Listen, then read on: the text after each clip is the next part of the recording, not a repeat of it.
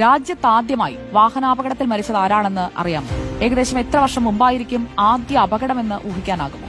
111 വർഷം മുൻപ് നമ്മൾ ഈ സംസാരിക്കുന്ന ഇതേ ദിവസമാണ് രാജ്യത്തെ ആദ്യ വാഹനാപകട മരണം സംഭവിച്ചത്.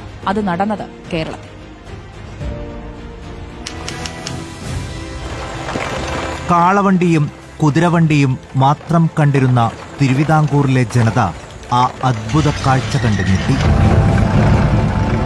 ശ്രീമൂലം തിരുനാൾ മഹാരാജാവ് വിദേശത്തു നിന്നും ഇറക്കുമതി ചെയ്ത 4 ടയറുകളുള്ള ഇരുമ്പുവണ്ടി തിരുവിതാംകൂറിൽ ചീറിപ്പാഞ്ഞു തുടങ്ങി.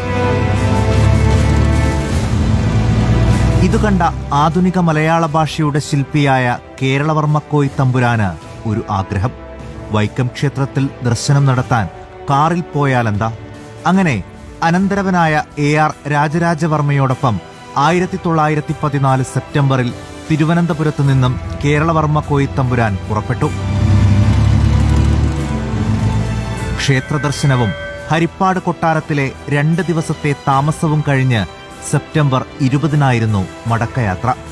കാർ കായംകുളത്തെ കുറ്റിത്തെരുവിലെത്തിയപ്പോൾ ഒരു നായ കുറുകെ ചാടി.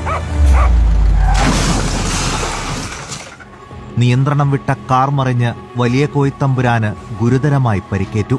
സഹയാത്രികൻ AR രാജരാജവർമ്മ പരിക്കേൽക്കാതെ രക്ഷപ്പെട്ടു. 2 ദിവസം ചികിത്സയിൽ തുടർന്നെങ്കിലും സെപ്റ്റംബർ 22-ന് വലിയ കോയിത്തമ്പുരാൻ ലോകത്തോട് വിട പറഞ്ഞു. രാജ്യചരിത്രത്തിൽ ആ വിയോഗം ഒരു അടയാളമായി. ഇന്ത്യയിലെ ആദ്യത്തെ വാഹനാപകടം മൂലമുള്ള മരണം. ആ ദുരന്ത ചരിത്രത്തിനിന്ന് 111 വർഷം പൂർത്തിയാകുന്നു. Research desk reporter.